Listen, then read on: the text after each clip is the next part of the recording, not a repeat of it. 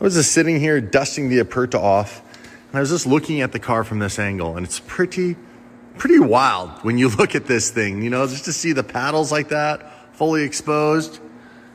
I can't wait to get this car down south so you guys can all check this thing out. Because it is just, it's gotta be the craziest thing you'll ever see. So before I put it all the way up in the air to get the 488 out behind it, I just have to say, like, the profile of this car, it just isn't, it can't do it justice on a camera or a photo or anything. It is so insane, and to drive it is one of the wildest experiences I've ever had. I've had the privilege of driving a lot of crazy cars, but think about this. The SC20, which was Lamborghini's one-off with no windshield this year, has less horsepower than this car because of my VF Engineering supercharger with the V10. This car produces 840 horsepower.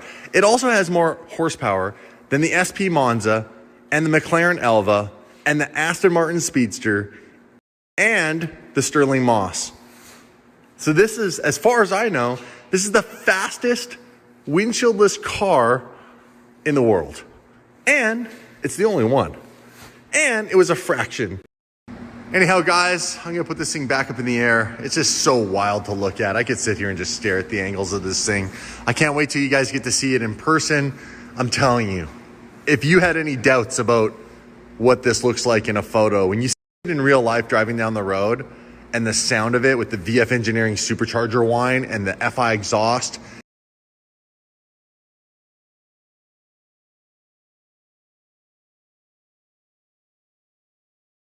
rocket, and you got your passenger with a helmet on, your driver with a helmet on. It's just so motorsport, and that's why these companies built these windshieldless cars. It's a throwback to the iconic old school race cars, and I'm just so fortunate to have one of these. It was a huge roll of the dice making this car, I'll tell you.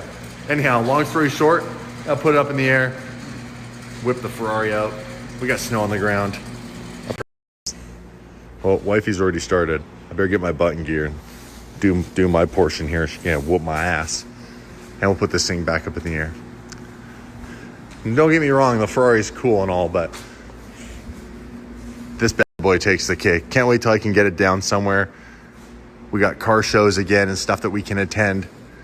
I want you guys to sit right there and look out the front and tell me what you think and how insane it is to be in that position, that perspective behind the wheel of a car. Coming soon.